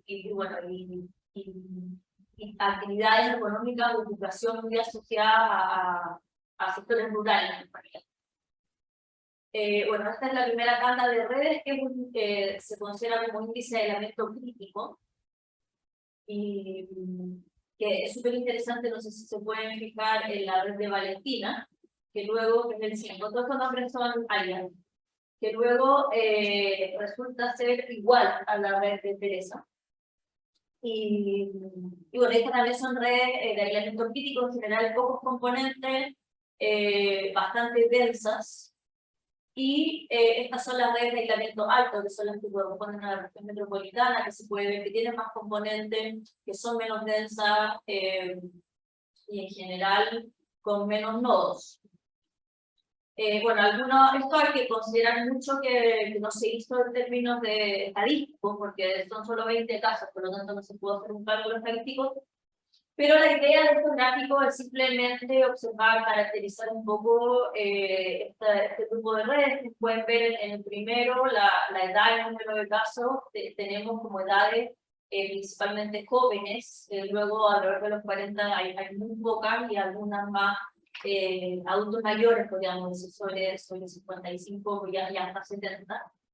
Respecto al número de componentes, claramente las edades más jóvenes tienen menos números de componentes. Hay una ahí como outlier, se podría decir, una persona mayor que tiene que se aleja de eso, pero en general hay una relación entre el número de componentes de la red y la edad, que también tiene un correlato con la densidad. Obviamente las redes más densas tienen menos componentes. Y otro de los factores que acá, bueno, que el ejemplo, no ejemplo, en realidad que tiene que ver con si es que la edad, era como para comprobar esta hipótesis de si la edad y la densidad de la red se relacionaban de alguna manera, y para nada. Hay redes de distintos tipos, de distintas densidades, no tiene mucho que ver con las edades de los sujetos que fueron encuestados o entrevistados. Y bueno, y finalmente algunos comentarios sobre los tipos de vínculos. Otra de las cosas que se pudo observar en los tipos de vínculos, que bueno, que en algunos casos parece que lo incluye, pero otras cosas también es interesante como comentarlas. Uno es que, bueno, en este caso es un hombre que tiene 70 años, el entrevistado de mayor edad, que se puede ver abajo con los símbolos, la mayoría de los vínculos son familia. Acá es muy interesante porque el vínculo vecino es amigo. ¿Es familia o es amigo? No existía el vínculo vecino, lo que se preguntó, y no era parte como del imaginario quizá de estos pueblos que son pueblos, o sea, no tanto la región metropolitana, pero sí una ICEN que había que estar como buscando entrevistados debajo de las piedras. Y son, acá en este caso, como pueden ver, los vínculos, los nodos azules, son característicos de de las personas que tienen más edad, es más representativo los vínculos familiares que los vínculos de amigos, y bueno, probablemente porque ya no trabajan, no tienen vínculos de trabajo o de colegas, o esos colegas pasaron a ser amigos. Después está el tipo de vínculo de edades de personas como de mediana edad, digamos, que aquí sí aparecen los vínculos de trabajo que generalmente están muy alejados de los núcleos de amigos y familia. En este caso es súper equilibrado la cantidad de familia y amigos, y bueno, en menor cantidad los compañeros de trabajo. Y este es un caso de una mujer de 16 años que prácticamente la familia es como un segundo lugar, no tiene compañero de trabajo, obviamente porque no trabaja, pero los amigos sí resultan súper importantes. Y una de las cosas interesantes de considerar en las redes que se levantaron de estudiantes de 14, 16, 18 años, corresponden a comunas con alto habitamiento donde hay que hacer, o sea, es importante las migraciones para estudiar enseñanza media dentro de la Universidad Paisana, porque no todos las comunas tienen, en realidad, enseñanza media. Entonces, en esos contextos, claramente, los amigos toman roles mucho más importantes que la familia original. Entonces, ahí también hay un factor a considerar. Bueno, y ya a modo de conclusión o de cierre, se pudo identificar que, claro, que los habitantes con redes con el aislamiento crítico, o sea, con las personas que estaban viviendo en aislamiento crítico, tienen una alta densidad, muy alta. Yo lo estaba comparando con algunos de los dígitos, o sea, las densidades que aparecían en las redes urbanas, que eran alrededor del 0,25 y hasta el 0,30 máximo. Acá las redes llegan en promedio a ser un 0,63. Se nota que son redes mucho más densas que las urbanas, y también se puede comparar como el aislamiento crítico y el aislamiento alto, que claro, que ya el aislamiento alto se acerca al 0,35. Por lo tanto, las redes las personas que viven en zonas más aisladas están con mayor densidad en sus redes, probablemente las más estrechas, como decía las primeras hipótesis, y las redes de caso de alto aislamiento son más desarticuladas, se podía ver en la gráfica. Las redes en general son de pocos componentes, un poco en esta correlación de la densidad. El 60% de las redes tiene uno o dos componentes. Respecto a la idea de la edad y la estructura de la red, se falsea esa hipótesis porque no hay diferencias que se puedan observar asociadas a la edad, como podemos ver también en el gráfico de la densidad. Incluso se presentan dos redes iguales en personas de gran diferencia de edad, una de 16 años y otra de 65. Ambas mujeres y ambas con el mismo nivel de densidad poblacional. Entonces se podría llegar a pensar que más que edad y densidad, quizá la densidad de la red, quizá el nivel de aislamiento, la densidad poblacional estaría incidiendo mucho más en estas similitudes entre las estructuras de la red. Y finalmente, bueno, hay una tendencia a la relación entre edad y tipo de vínculo que yo creo que es más bien una confirmación de algo que cualquier persona con sentido común podría pensar, que los jóvenes están más vinculados a sus amigos, luego hay vínculos más mixtos y que los adultos mayores están más vinculados a la familia. Y bueno, y se puede como constatar una de las cosas que se buscaba, que era que al final el nivel de aislamiento que establece más similitudes que diferencias de otro tipo de variables. Eso, a modo muchas, para que vayamos a la provincia de Melipilla, las comunas son como comunas dormitorio que trabajan en la provincia de. Sí, la mayoría. O sea, ahora, claro, las personas que se entrevistaron en Melipilla, en San Pedro, o sea, esto no es Melipilla, pues San Pedro, Melipilla y Mayor. No, pero está pensando en la provincia. Ah, claro, ahí sí se incluyeron personas de colegio y principalmente empleados municipales. Entonces, sí eran personas que estaban más vinculadas a la comuna, que estaban buscando, precisamente se buscó eso para no como contaminar los usuarios pensando en precisamente que si te van a Santiago, tienen, claro, tienen otras dinámicas de relacionamiento. Claro. Y estamos buscando precisamente personas aisladas y rurales. Será como el personaje, el tipo de, el perfil en el fondo de la entrevista. Eso, no sé si alguien más tiene comentarios o preguntas. Y si no, vamos a dar cierre a la mesa. Muchas gracias a todos por participar, muchas gracias a todos los que están online, una sesión con mucha gente online, así que se le agradece. Y bueno, muchas gracias a todas sus presentaciones muy interesantes. Muchas gracias a ustedes.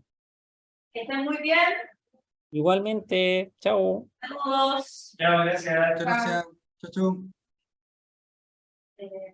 Eso que no debía. No olvides revisar. Porque parece que las cifras de COVID también se están cambiando. Debería dejar de